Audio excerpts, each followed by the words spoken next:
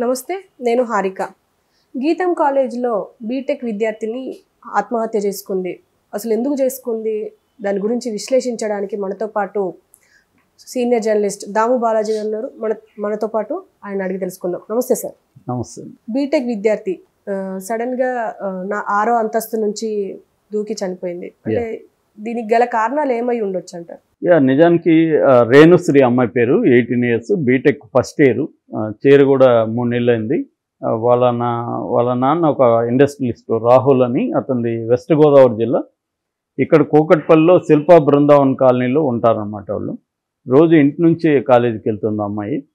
So Friday around 3:45 afternoon తను వెళ్ళి 5th ఫ్లోర్కి వెళ్ళి అక్కడ పెట్టగోడ అంటారు కదా, దాని మీద కూర్చొని కాళ్ళు బయటికి పెట్టి ఫోన్ మాట్లాడుతుంది. కాసేపు తర్వాత ఫోన్ పక్కన పెట్టేసి దాని నుంచి పెట్టగోడ నుంచి దిగింది. జారిపోతుంటే మళ్ళీ ఒకదాన్ని పట్టుకునింది. అక్కడి నుంచి మళ్ళీ అమ్మాయి దూకింది. ఇదంతా కూడా ఒక అబ్బాయి వీడియో తీశాడు. ఆ వీడియో వైరల్ అవుతుంది, ఆ దూకిన పద్ధతి అంతా కూడా. సో అలాగా దూకేసి చనిపోయింది. అమ్మాయి ఏ రకమైన నోటు కానీ లేక కానీ ఏమి తెలియలేదు. ఫ్రెండ్స్కి కూడా ఎవరికి కారణం చెప్పలేకపోతున్నారు. వాళ్ళ బాబాయ్ సుమంత్ అని ఆయన పోలీస్ కంప్లైంట్ ఇచ్చారు. వాళ్ళు వచ్చి దాన్ని పోస్ట్ మార్టం తీసుకెళ్లారు. వాళ్ళ అమ్మ నాన్నకు కూడా నో క్లూ అని చెప్తున్నారు. వాళ్ళు ఏమైందో తెలియదని. చాలా అందంగా ఉంది అమ్మాయి, ఒక హీరోయిన్ లాగా ఉంది. సో మేబీ లవ్ అఫైర్ కారణం కావచ్చు అనేది పోలీసులు విచారణ జరుపుతున్నారు. అంటే ఇప్పుడున్న దాంట్లో ప్రెజర్ కూడా అప్పటికప్పుడు 3 నెలలే కాబట్టి అంత ప్రెజర్ కూడా ఏం లేదు కాలేజీలో. సమ్ లవ్ అఫైర్ కానీ ఏదైనా వేధింపులు కానీ ఉండే అవకాశం ఉందనేది ప్రధానంగా ఇప్పటి వరకు మనకు వస్తున్న ఇది. యాక్చువల్గా ఏంటంటే ఇలాంటి ఆత్మహత్యల గురించి మనం గతంలో కూడా చెప్పాను నేను 4-5 సార్లు. ప్రధానంగా ఏంటంటే అంటే ఈ పర్టికులర్ ఆత్మహత్యల కారణాలు ఇంకా మనకు తెలియదు. కానీ మామూలుగా మనం ఇలాంటి టీనేజ్ స్టూడెంట్స్ ఎందుకు ఆత్మహత్యలు చేసుకుంటున్నారు అనేది ఇండియన్ కాంటెక్స్లో చాలామంది రీసెర్చ్లు చేశారు దీని మీద. మామూలుగా వరల్డ్ వైడ్ కూడా దీని మీద చాలా రీసెర్చ్లు ఉన్నాయి. నేను పర్సనల్గా ఏంటంటే నేను ఒక డాక్యుమెంటరీ ఫిల్మ్ చేశాను. అంతకంటే కూడా చిన్నపిల్లలు వాళ్ళు. ప్లాట్ఫామ్ నెంబర్ 8 అని యూట్యూబ్లో ఉంటుంది. అదేంటంటే ఇంటి నుంచి పారిపోయి రైళ్లలో ఎక్కి వచ్చేస్తారు స్టేషన్లకి. అలాంటి వాళ్ళని రెస్క్యూ చేసే ఒక ఆర్గనైజేషన్, సాతి అనే ఒక ఆర్గనైజేషన్ ఉంది, ఎన్జిఓ. వాళ్ళ తరపున నేను ఒక డాక్యుమెంటరీ ఫిల్మ్ చేశాను. అప్పుడు అంటే సిమిలర్గా ఉంటాయి వాళ్ళకి, ఆ పిల్లలకి. ఎందుకంటే ఆ పిల్లలు కూడా ఎందుకు ఇళ్లలో నుంచి చిన్న ఏజ్లో వచ్చేస్తారు అంటే ఒక 10 ఏళ్ళు 8 ఏళ్ళ పిల్లలు కూడా వచ్చేస్తారు అన్నమాట.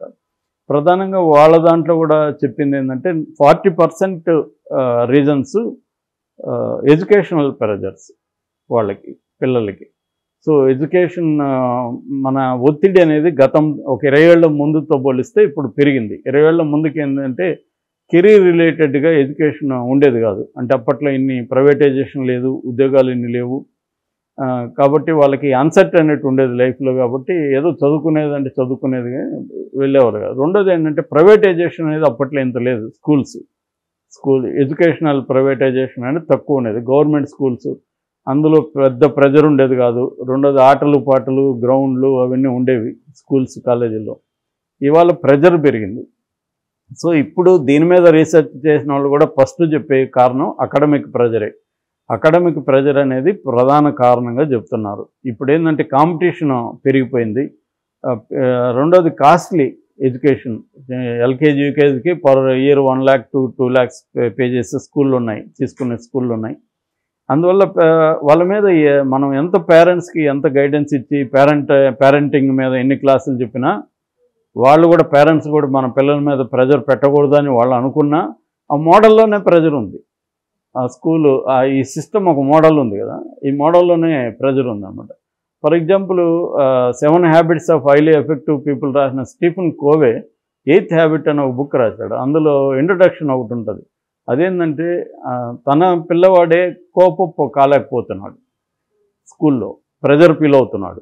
దాంతో వీళ్ళు ఆలోచించారు, మనం దాదాపు ఒక 2000 సంవత్సరాలకు సంబంధించిన లిటరేచర్ అంతా పర్సనాలిటీ డెవలప్మెంట్ చదివి వేల మందిని ఇన్ఫ్లుయెన్స్ చేస్తాం, మన కొడుకుని మనం చేయలేకపోయామని వాళ్ళిద్దరూ అయ్యి అబ్బాయితో మాట్లాడి వాళ్ళు ఏమనుకున్నారంటే మనం ఏదో ప్రెజర్ పెడుతున్నట్టున్నాము అనుకొని, నువ్వేం ప్రెజర్ ఫీల్ అవ్వద్దు, ఫెయిల్ అయినా పర్వాలేదు, చివరిలో ర్యాంక్ వచ్చినా పర్వాలేదు, చదువుకపోయినా పర్వాలేదు, నువ్వేం ఫీల్ అవ్వద్దని చెప్పారంట. చెప్పి నాకు ఇంకా పెరిగిందంట అబ్బాయికి.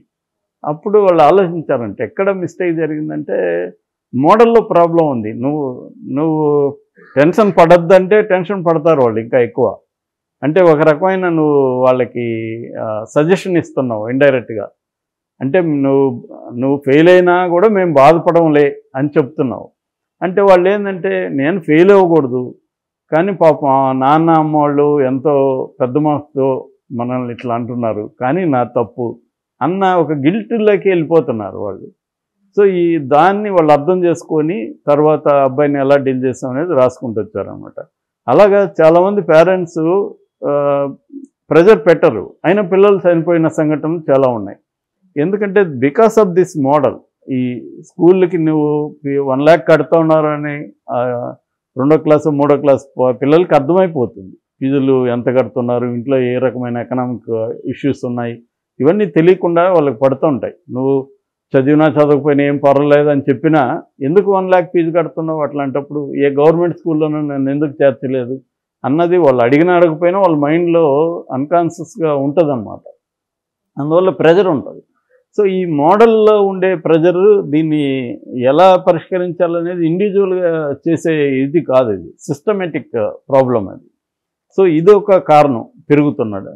అయితే కొన్ని మోడల్లే కాకుండా కాలేజెస్లో కూడా ప్రెజర్ ఉంది. ర్యాంకులు కాంపిటీషన్లో ర్యాంకులు కావాలి. ఆ మధ్య మా ఫ్రెండ్ వాళ్ళ కొడుకు 10th మంచి ర్యాంక్ వస్తే ఒక ప్రైవేట్ కాలేజ్ అతన్ని ఫ్రీగా సీట్ ఇచ్చి చేర్చుకుంది, డబ్బులు ఏం లేదు. దాని ఎఫెక్ట్ ఏమైందో తెలుసా, అతనికి స్కిజోఫ్రెనియా వచ్చేసింది. అంటే ప్రెజర్ అబ్బాయి మీద, నువ్వు ఫ్రీ సీటు అన్నది మిగతా స్టూడెంట్ నుంచి అంత ప్రెజరు. వాళ్ళు ఏందో లక్షలు కడుతుంటారు, వీడు ఫ్రీగాడు, ఆ ప్రెజరు. కాలేజీ యాజమాన్యం నుంచి ఏం ప్రెజరు, నీకు ఫ్రీ సీట్ ఇచ్చాం కాబట్టి నువ్వు కాలేజీకి మంచి పేరు తేవాలని నువ్వు ర్యాంక్ తెచ్చుకోవాలి. అప్పటి వరకు ఆ అబ్బాయికి ఏ రకమైన ప్రెజర్ లేకుండా ర్యాంక్ తెచ్చుకున్నాడు. గవర్నమెంట్ స్కూల్లో ఎక్కడో చదివాడు, అదేదో ఉన్నాయి కదా ప్రత్యేక స్కూళ్ళు, సైనిక్ స్కూల్, అట్లాంటి దాంట్లో చదివాడు అబ్బాయి. ఇక్కడికి వచ్చేసరికి కంప్లీట్గా మారిపోయింది. దాంతో ఆ ప్రెజర్తో అబ్బాయి మెంటలీ డిస్టర్బ్ అయిపోయాడు. చివరికి అతనికి డయాగ్నైజ్ చేస్తే స్కిజోఫ్రెనియా అని తెలిసింది. అబ్బాయి లైఫ్ రూయిన్ అయిపోయింది ఇంకా. సో ఇలా అనేక కేస్ స్టడీస్ ఉన్నాయి. సో ఎడ్యుకేషనల్ ప్రెజర్ ఫస్ట్ది. రెండోది కాంపిటీషన్, పీర్ ప్రెజర్ అంటాం. వాళ్ళ పిల్లల మధ్య కాంపిటీషన్, పోటీ, ర్యాంకులు. మనం చిన్నప్పటి నుంచి కూడా అది కాంపిటీషన్లో మావాడు ఫస్ట్ వచ్చాడు, మావాడు థర్డ్ వచ్చాడు అని చెప్పుకుంటుంటారు. సో ఈ కాంపిటీషన్ అనేది కూడా, కంపారిజన్ అనేది కూడా విపరీతమైన పోటీని పెంచేస్తుంది. ఈ కంపారిజన్ అనేది మొత్తం హోల్ లైఫ్లో కూడా పెరిగిపోయింది. పైగా ఇప్పుడు సోషల్ మీడియా ఏమైనా ఎఫెక్ట్ చేస్తుందంటారా పిల్లల పైన?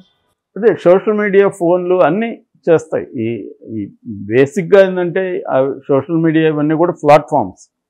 సో ఇది నేను చెప్తుండేది కాజెస్కి ప్లాట్ఫామ్స్ కూడా కంప్లీట్గా ఏ ప్లాట్ఫామ్ ఉన్నా ఆ ప్లాట్ఫామ్ దోహదం చేస్తుంది.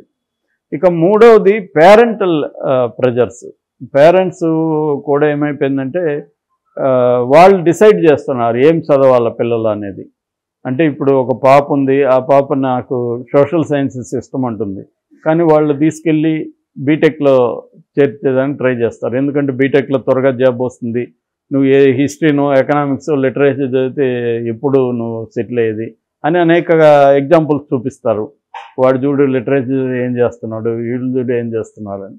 సో ఇదేమైందంటే ఈ పేరెంటల్ ప్రెజర్ అనేది కూడా బాగా పెరుగుతుంది. దీనివల్ల ఏమవుతుందంటే పిల్లల్లో ఒక రకమైన రెబలియస్ నేచర్ వస్తుంది. ఈ రెబలియస్ నేచర్లో భాగం కూడా ఆత్మహత్య కూడా ఒక రెబలే. అంటే వాళ్ళకి ఇంకేం చేయాలో తెలియక, నేను ఆత్మహత్య చేసుకుంటే వీళ్ళకి పనిష్మెంట్ వస్తుంది అన్న ఒక రెబలియస్ నేచర్తో కూడా ఆత్మహత్య చేసుకుంటున్నట్టుగా సైకాలజిస్టులు చెప్తున్నారు. అంటే వాళ్ళకి ఇంక వేరే రకమైన రెబల్ ఏం చేయాలో తెలియట్లేదు. సింగిల్గా ఉంటారు, వాళ్ళకి ఏమీ సపోర్ట్ సిస్టమ్స్ ఉండవు. అది సపోర్ట్ సిస్టమ్ అంటే గుర్తొచ్చింది, అది కూడా ఒక కారణం. పిల్లలకి ఎవరికి చెప్పుకోవాలో తెలియదు. నేను చాలాసార్లు అనలైజ్ చేశాను, ఎక్కువ ఆత్మహత్యలు ఎక్కడ జరుగుతున్నాయంటే పేరెంట్స్ పూర్ బ్యాక్గ్రౌండ్ ఉంటారు కదా, కూలీలు కావచ్చు, అలాంటి పిల్లలు కష్టపడే వాళ్ళు ఏదో డబ్బులు ఇచ్చి చదివించుంటారు.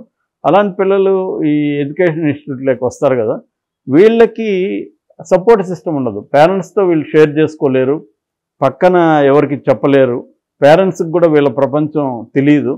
సో వీళ్ళు ఎవరితో షేర్ చేసుకోవాలి అంటే టాకింగ్ క్యూర్ అంటారు, మాట్లాడడమే క్యూర్. అది ఫ్రాయిడ్ 19th centuryలోనే కనిపెట్టాడు, ఫ్రాయిడ్ బ్రూయర్ అని ఇద్దరు. టాకింగ్ క్యూర్ అని అంటే మనం మాట్లాడితే మన సమస్య సగం సాల్వ్ అవుతుంది. అటువంటి టాకింగ్ క్యూర్లో ఉండదన్నమాట వీళ్ళకి. కాలేజెస్ కానీ ఎడ్యుకేషన్ ఇన్స్టిట్యూట్ కానీ సైకాలజిస్టులని కౌన్సిలర్ని పెట్టట్లేదు. అందువల్ల వీళ్ళు ఎవరికి చెప్పుకోవాలో తెలియక చిన్న ప్రాబ్లం కూడా పెద్దదిగా ఊహించుకొని ఆత్మహత్యలు చేసుకుంటున్నారు. అలాగే ఇంకొక కారణం లవ్ అఫైర్స్. ఇప్పుడు మీరు చెప్పిన ఇది ఇక్కడికి వర్తిస్తుంది. సోషల్ మీడియాలో ఈ కాంటాక్ట్స్ ఎవరినంటే వాళ్ళతో లవ్ అఫైర్లకి. మొన్న ఒక 3 9th class అమ్మాయిలు వాళ్ళకి పరిచయమైన ఇన్స్టాలో పరిచయమైన అబ్బాయిల కోసం ఇల్లు వదిలి వెళ్ళిపోయారు. ఇక్కడ లక్కీగా అనుకోకుండా దొరికారు. 9th class అమ్మాయిలకి ఏం అర్థమవుతుంది వాళ్ళకి ప్రపంచం? అబ్బాయిలు రమ్మన్నారు, వీళ్ళు వెళ్ళిపోయారు 3. సో అలాంటి ఇన్ఫ్లుయెన్సెస్ సోషల్ మీడియా ఇస్తుందన్నమాట. రెండోది వీళ్ళ ఫోటోలను, ఆ మధ్య కూడా ఒక 2 అమ్మాయిలు నల్గొండలో ఆత్మహత్య చేసుకున్నారు. 2 కలిసి పురుగు మందు తాగారు. కారణం ఏమంటే వాళ్ళ ఫోటోల్ని మార్ఫింగ్ చేసి అబ్బాయిలు సోషల్ మీడియాలో షేర్ చేస్తున్నారని. సో ఇది సోషల్ మీడియా ఎఫెక్ట్ కూడా ఈ మధ్యకాలంలో మీరు అన్నట్టుగా అది పెరిగింది. రెండోది రిజిడ్ ఎడ్యుకేషన్ సిస్టమ్. అది కూడా నేను ఇందాక చెప్పాను. ఎడ్యుకేషన్ సిస్టంలో ఆటపాటలు, కల్చరల్ యాక్టివిటీసు, లిటరేచరు, గేమ్స్ ఇటువంటివి లేవు. దానివల్ల ఎంతసేపు కూడా ప్రెజర్ అంతా దేని మీద ఉంటుంది. మన ప్రెజర్ని రిలీఫ్ ఇచ్చేసే ఇతర యాక్టివిటీస్ అనేవి కొన్ని కాలేజెస్ మోడల్లోనే ఉండవు. వాళ్ళకి అసలు గ్రౌండే ఉండదు, వాళ్ళకి అసలు కల్చరల్ ఇది ఉండదు, ఒక పీఈటీ ఉండదు, ఏమీ ఉండదు అనమాట. అంటే అవుట్లెట్ వాళ్ళకి వేరే రకమైన అవుట్లెట్స్ ఉండవు. లిటరల్గా జైల్లాగా ఉండే కాలేజీలు బోల్డ్ ఉన్నాయి వాళ్ళకి. సో ఇవి బేసిక్గా కారణాలు.